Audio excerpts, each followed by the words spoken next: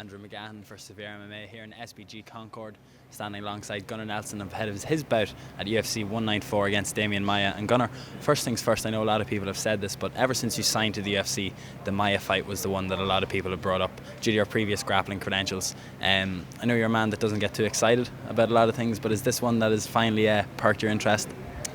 Yeah, I mean, this is a fight that everybody wants to see, and I've been looking forward to for a while. I've always been a big fan of Maia, and he's obviously a very good jiu-jitsu guy that went over to MMA and was able to work his jiu-jitsu well in MMA. And I always admired that, and I looked to some of his movement and stuff, and I was always hoping we would fight before he retires, because people know he's getting older now, and I say he doesn't have too many fights left, but I'm very happy that I got this fight. When you've been matched up with grapplers, there's always been an interesting story afterwards. When you fought Santiago, there was the whole, he was a black belt before you knew what jiu-jitsu even was. You passed his guard pretty easy in that fight as well. I know you're not really a big man for predictions like that, but do you think we're going to see something similar? Maybe Gunnar Nelson, first man to submit Demian Maia? Yeah, I definitely would be looking forward to submitting Maia or something like that. MMA it's different.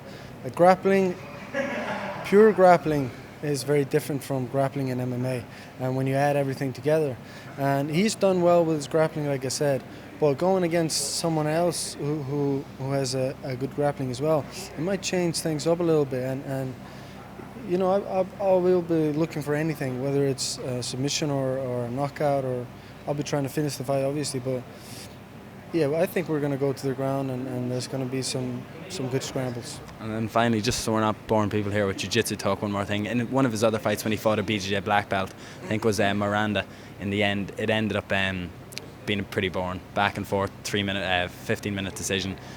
The jiu-jitsu kind of cancelled each other's out. Do you think there's any sort of possibility that your jiu-jitsu will cancel each other's out, or do you feel like you have the edge? I don't think it's going to be a boring fight. I think it's going to be a finish, and I'll be looking for a finish, and that's how I believe the fight is going to end. You could say yourself and Conor have always been on the biggest cards together. You're helping each other get ready here. This is what's going to be the best part about it for me, is seeing the two of you who've come up from the start as well together, training together, peaking for this fight.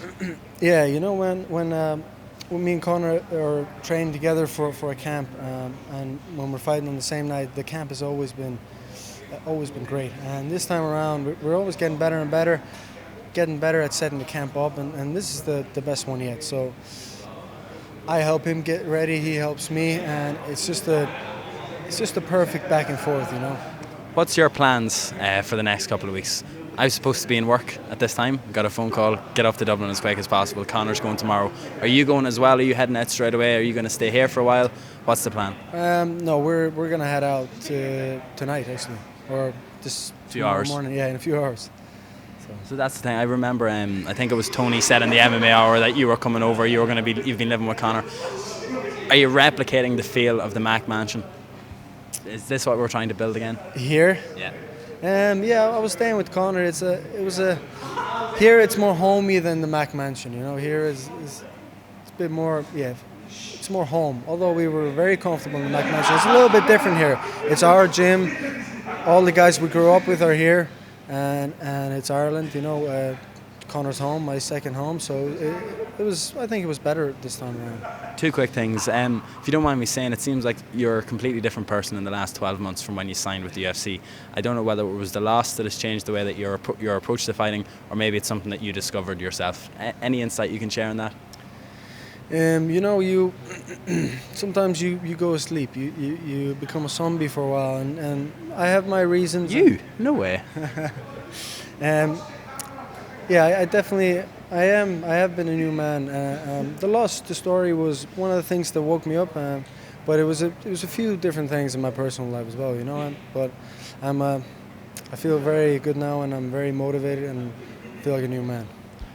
Obviously, if Conor wins, it looks like they're going to set up Croke Park. If you win, it's going to put you in a good position. Definitely get a higher guy in the top 10. Your dream case scenario, maybe Gunnar Nelson co-main an event, Croke Park next year sometime. That would be beautiful. Fight for the title. For the title? Yeah. Bold claim.